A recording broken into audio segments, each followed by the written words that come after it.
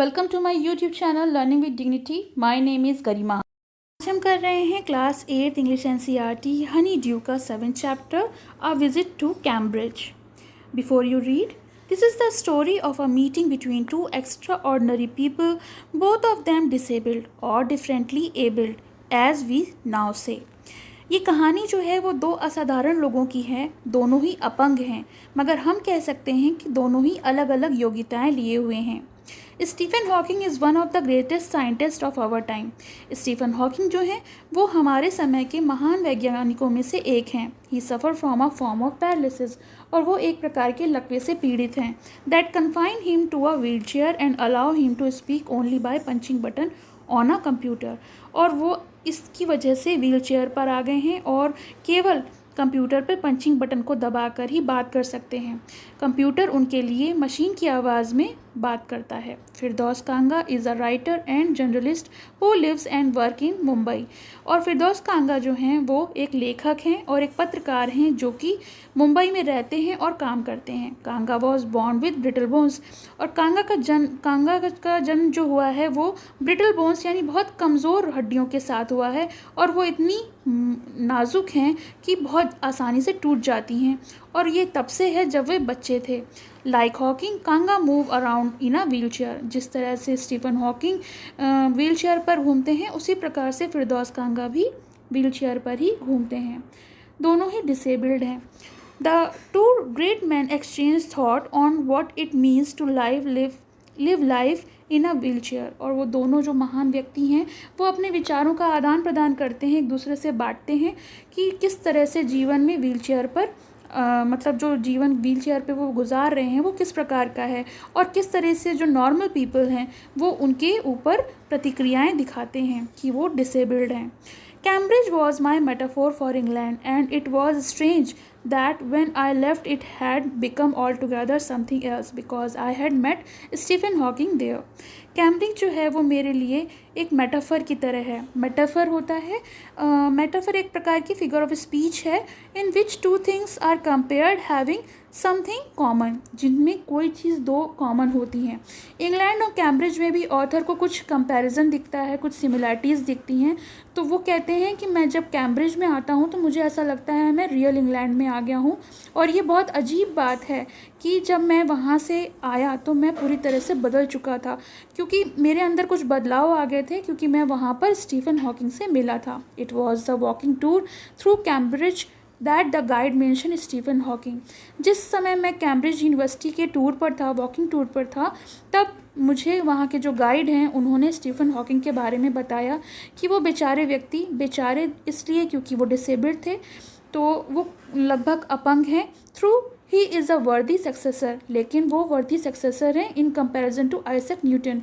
Isaac Newton जितने ज़्यादा काबिल थे वो भी उतने ही काबिल हैं, लेकिन वो जो हैं व्हील चेयर पे हैं, इसलिए उनको बेचारा कहा गया है। Whose chair he has at the university. और वो आज उसी पोजीशन पे हैं जिस पोजीशन पे यूनिवर्सिटी में आइजैक न्यूटन हुआ करते थे। As I started because I had quite forgotten that this most brilliant and completely paralysed astrophysicist. जैसे ही मैंने शुरू किया तो लगभग मैं भूल गया था कि वो मोस्ट ब्रिलियंट, बहुत महान और कंप्लीटली पैरालाइज्ड, पूरी तरह से लकवाग्रस्त थे, लेकिन वो एस्ट्रोफिजिस्ट भी थे। एस्ट्रोफिजिस्ट होते हैं जो कि फ़िज़िक्स में डील करते हैं, स्टार्स और प्लैनेट पर रिसर्च करते हैं, उनको एस्ट्रोफिजिस्ट कहा जाता है। और वो एक ऑथर भी हैं जिन्होंने एक ब्रीफ हिस्ट्री ऑफ टाइम जैसी बुक लिखी थी जो कि बेस्ट सेलर थी, और वो भी यहाँ पर रहते हैं। When the walking tour was done, जिस तरह जैसे ही वो वॉकिंग टूर यूनिवर्सिटी का ख़त्म हुआ, I rush to a phone booth and almost tearing the cord so it could reach me outside. तो और जैसे ही मैं फ़ोन बूथ पर पहुंचा, ऑथर अपने बारे में बता रहे हैं कि जैसे ही मैं फ़ोन बूथ पर पहुंचा, मैंने जो फ़ोन है उसको इतनी तेज़ी से खींचा कि मानो उसका तार जो है वो टूट ही जाएगा। फ़ोन स्टीफन हॉकिंग हाउस, और फिर मैंने स्टीफन हॉकिंग के घर पर फ़ोन लगाया। There was his assistant on the line. उस सामने से उसके असिस्टेंट जो हैं वो बात कर रहे थे। मैंने उन्हें बताया कि मैं व्हील चेयर पर यानी मैं अपंग हूँ और व्हील चेयर पर भारत से आया हूँ उनसे मिलने के लिए। To write about my travels in Britain, क्योंकि मैं ब्रिटेन जो मेरी माई ट्रैवल्स बुक है उसमें मैं कुछ लिखना चाहता हूँ उनके बारे में. I had to see professor Hawking, even 10 minutes would do. काश मतलब शायद मैं 10 मिनट के लिए उनसे मिल सकूं. तो उसके असिस्टेंट ने कहा ठीक है, मैं हाफ एन आवर के लिए अपॉइंटमेंट दिलवा देता हूँ फॉर 3:30 to 4, यानी 3:30 से 4 बजे तक का अपॉइंटमेंट है, आप उनसे मिल सकते हैं. And suddenly I felt weak all over, और अचानक मुझे ऐसा लगा कि जैसे मैं पूरी तरीके से कमज़ोर पड़ गया हूँ. ग्रोइंग अप डिसेबल्ड, क्योंकि जब मैं बड़ा हो रहा था तो वो डिसेबिलिटीज़ के साथ हो रहा था. You get fed up with people asking you to be brave, और आप जो है पूरे सब लोगों की बातें सुनकर जब आपसे लोग कहते हैं कि हिम्मत रखो, ये चीज़ सुनकर मैं थक चुका था. As if you have a courage account on which you are too lazy to draw a cheque, जैसे कि आपके पास बैंक में कोई अकाउंट हो हिम्मत का और आप बहुत आलस दिखा रहे हो कि आप चेक को साइन करो और हिम्मत को निकाल लो. ये चीज़ मजाक के वे में कही गई है. The only thing that makes you stronger in seeing somebody like you, बस केवल एक ही चीज़ आपको हिम्मत देती है जब आप किसी को अपने तरीके के किसी व्यक्ति को देखो अचीविंग समथिंग ह्यूज, जिसने कुछ बहुत बड़ा हासिल किया हो. Then you know how much is possible, तब आप जान सकते हो कि कितना संभव हो सकता है. जहाँ आप पहुँचना चाहते हो वहाँ आप उससे भी आगे पहुँच सकते हो. I haven't been brave, said his disembodied computer voice the next afternoon. I have had no choice. और अगली आफ्टरनून जब मैं उनसे मिला तो उन्होंने अपने कंप्यूटर वॉइस में, जिसमें कोई शरीर नहीं था, उससे उन्होंने टैप करके बोला कि मैं बहुत ज़्यादा साहसी नहीं था मेरे पास, लेकिन कोई चॉइस भी नहीं थी. Surely I wanted to say living creatively with the reality of his disintegrating body was a choice. मैं श्योरली उनसे कहना चाहता था कि जो हमारी तरह की बॉडी हो जाती है, हम लोग जो डिसेबिलिटी हो जाती है, और ये जो रियलिटी है ये चॉइस नहीं थी हमारे लिए कि हम इस तरह के हो गए. बट आई केप्ट क्वाइट, लेकिन मैं शांत रहा क्योंकि I felt guilty every time I spoke to him. मैं हर वक्त एक गिल्टी महसूस कर रहा था कि शायद मैं उनको रिस्पॉन्ड करने के लिए फ़ोर्स कर रहा हूँ. There he was tapping the little switch on his hand, क्योंकि वो हर बात को टैप करके कंप्यूटर पे छोटे से स्विच पे अपनी थकी हुई उंगलियों से टाइप करके बता रहे थे. तो मुझे ऐसा लग रहा था कि शायद मैं दोषी हूँ और बार बार मुझे अंदर से गिल्ट महसूस हो रहा था. Every so often his eyes would shut in frustrated exhaustion, और एवरी टाइम मैंने देखा कि उनकी जो आंखें थी वो झपक रही थी, वो फ्रस्ट्रेट हो रहे थे इस चीज़ को टैप करके. And sitting opposite him I could feel his exhaust, और मैं उनके अपोजिट बैठा था तो महसूस कर पा रहा था कि वो अपने अंदर से इतना गुस्सा है, इतना परेशान है. The mind beyond his thoughts that came out in frozen phrase, क्योंकि जो कि उनके अंदर भरा हुआ था, जो उनके माइंड में थॉट्स उठ रहे थे और वो जो हैं वो बता नहीं पा रहे थे, क्योंकि वो टैप करके बता रहे थे तो कंप्यूटर वॉइस में कोई फीलिंग तो होती ही नहीं है. तो उनके उसमें से क्या बाहर आ रहा था? फ्रोजन फ्रेज और स्टिफ सेंटेंसेस. जो फ्रोजन फ्रेज को यहाँ बोला गया है कि जिनमें कोई फीलिंग ना हो. एज कॉर्प्स होती हैं डेड बॉडी, जैसे मृत शरीर होता है जिसमें कोई जान नहीं होती है, वैसे ही उनके सेंटेंसेस और फ्रेजेस जो थे वो बाहर आ रहे थे. A lot of people seem to think that disabled people are chronically unhappy. बहुत सारे लोग कहते हैं कि जो डिसेबल्ड अपंग लोग होते हैं वो हमेशा नाखुश रहते हैं, दुखी रहते हैं. I said I know that is not true myself, लेकिन मेरी तरफ से ये बात सच नहीं है. Are you often laughing inside, क्या आप कभी अंदर से हंसते हैं इस बात को सुनकर? About 3 minutes later he responded, I find it amusing when people patronize me. हाँ, 3 मिनट के बाद उनका रिस्पॉन्स आया कि हाँ, मुझे भी बहुत हंसी आती है, मुझे भी बहुत मजाक लगता है जब लोग मुझ पर दया दिखाते हैं. And do you find it annoying when someone like me comes and disturb you in your work, और आपको कभी ऐसा महसूस होता है, अनोइंग महसूस होता है, गुस्सा आता है जब मेरे जैसे लोग आपके पास आते हैं और आपके काम में दखलंदाजी करते हैं? द आंसर फ्लैश येस, तो उनका आंसर उत्तर आया हाँ. Then he smiled his one way smile and I knew, और फिर वो मुस्कुराए. मैं जान गया without being sentimental and silly that I was looking at one of the most beautiful man in the world, और मैं देख रहा था कि मेरे सामने एक बहुत खूबसूरत आदमी बैठा है जो दुनिया का सबसे खूबसूरत आदमी है. A first glimpse of him is shocking, पहली झलक जो उनकी थी वो बहुत ज़्यादा शॉकिंग थी, चौंकाने वाली थी, क्योंकि he is like a still photograph. वो बिल्कुल ऐसे लग रहे थे जैसे मानो कोई फोटोग्राफ तस्वीर की तरह हो, as if all those pictures of him in magazine and newspaper have turn 3 dimensional. जितनी भी मैंने पिक्चर्स देखी थी उनकी मैगजीन में और न्यूज़पेपर में, मानो वो 3D हो गई हों, यानी 3 डायमेंशनल हो गई हों।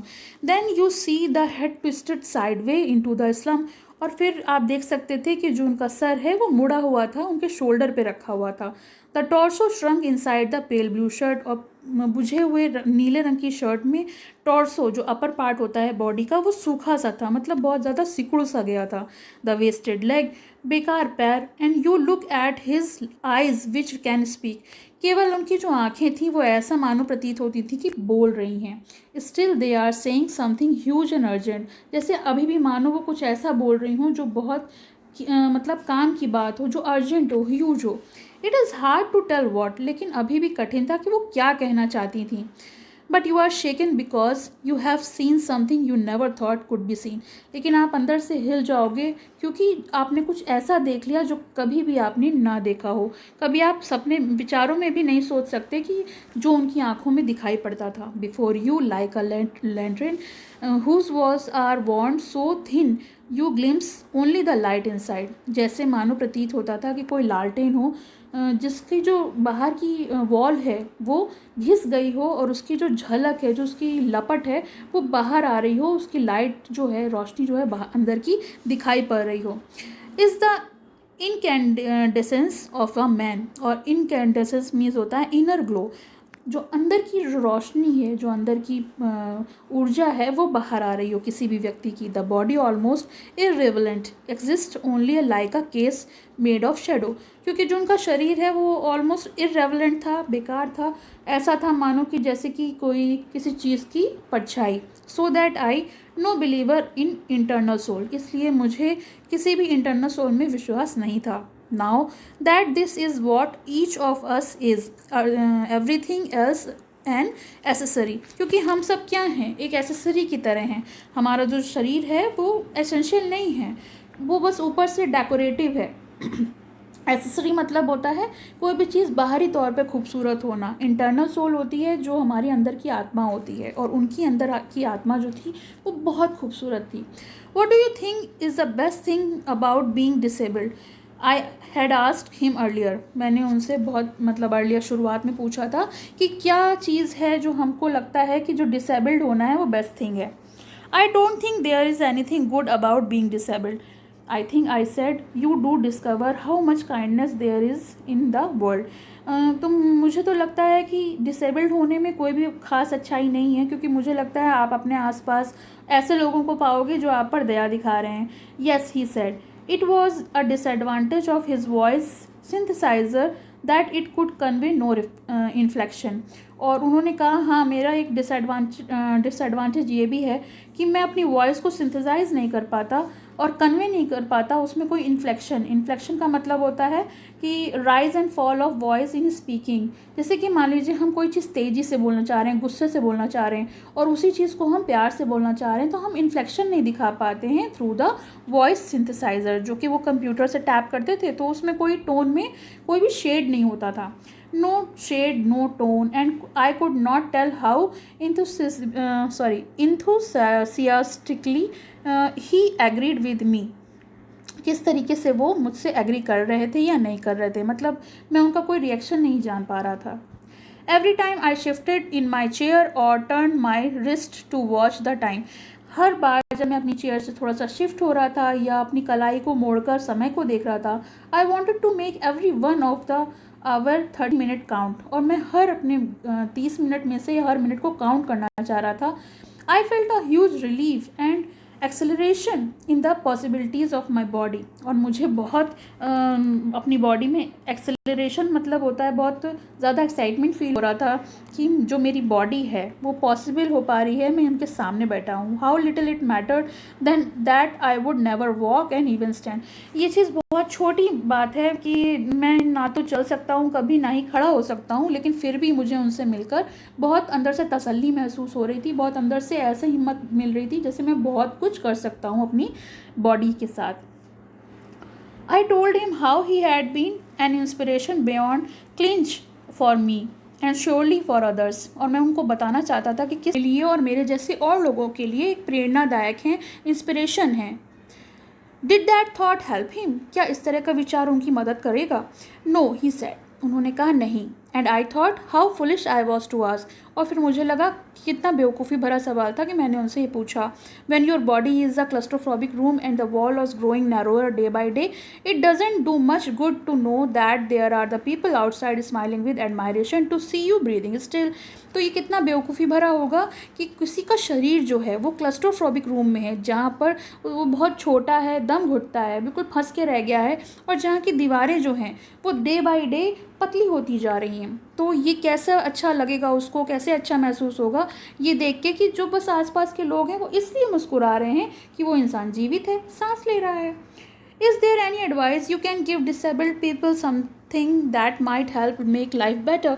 तो स्टीवन हॉकिंस से उन्होंने पूछा कि ऑथर ने कि क्या आपके पास कोई सलाह है ऐसे व्यक्तियों के लिए जो कि डिसेबल्ड हैं, अपंग हैं, और कुछ उनकी मदद हो सके, उनकी लाइफ जो बेटर बन सके.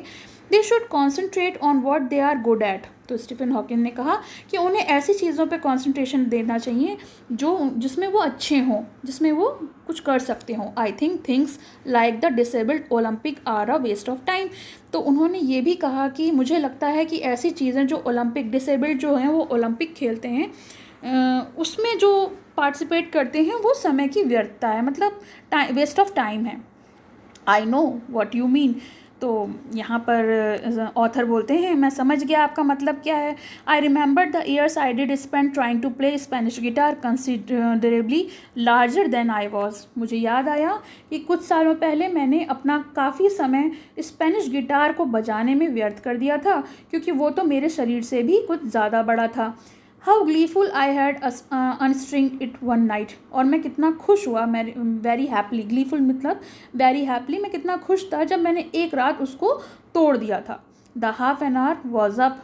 और जो आधा घंटा था बीत चुका था. आई think I have annoyed you enough. और ऑथर कहते हैं मुझे लगता है शायद मैंने आपको बहुत ज़्यादा परेशान किया. I said grinning thank you for. और ये चीज़ मैंने मुस्कुराते हुए कही और उनको शुक्रिया अदा ही कर रहा था. तभी उन्होंने कहा रुको. I waited. फिर मैं रुक गया. Have some tea. थोड़ी सी चाय पियो. I can show you the garden. और स्टीफन हॉकिंग ने कहा मैं तुम्हें अपना गार्डन दिखाता हूँ. The garden was as big as a park. और जो उनका बागीचा था वो बहुत बड़ा था, जैसे कि कोई पार्क हो. But Stephen Hawking covered every inch. तो स्टीफन हॉकिंग ने उनको कोना कोना दिखाया. इंच का मतलब जगह, मतलब हर जगह दिखाया. Rumbling along in his motorised wheel chair. और जो गड़गड़ाहट होती है ना मोटराइज्ड व्हील चेयर की, तो उसके थ्रू दिखाया. दोनों ही व्हील चेयर पे घूम रहे थे. While I dodges to keep out of the way. We could not talk very much. हमने ज़्यादा बात नहीं करी क्योंकि हम लोग बाहर थे. The sun made him silent. क्योंकि सूरज की रोशनी जो है उनको चुप, साइलेंट करा रही थी. The letters on his screen disappearing in the glare. और जो धीमी सी रोशनी रह गई थी उसमें जो उनके स्क्रीन पर, कंप्यूटर स्क्रीन पर जो भी कुछ लिख के आ रहा था वो डिसअपियर हो रहा था, गायब हो रहा था, दिख नहीं पा रहा था. An hour later we were ready to leave. और 1 घंटे के बाद हम लोग तैयार थे जाने के लिए. मैं तैयार था जाने के लिए. I didn't know what to do. और मुझे नहीं समझ में आ रहा था मुझे क्या करना चाहिए. आई कुड नॉट किस हिम और क्राई. ना ही मैं उनकी किस कर सकता था, प्यार कर सकता था, ना ही मैं उनको रो सकता था, नहीं तो उनको लगता कि शायद मैं सिंपैथी दिखा रहा हूँ. I touch his shoulder and wheeled out into the summer evening. और उस गर्मी की शाम को मैंने उनका शोल्डर, जो उनका कंधा है, उसको छुआ और अपनी व्हील चेयर पर बाहर की तरफ चल दिया. I look back and I knew he was waving. मैंने पीछे पलट कर देखा तो मैं जानता था कि वो मुझे वेव कर रहे हैं, जैसे बाय करते हैं ना, वेव कर रहे हैं. दो ही वॉजेंट, जबकि वो नहीं कर सकते थे क्योंकि उनके तो हाथ पैर डिसेबल्ड थे. Watching him an embodiment of my bravest self.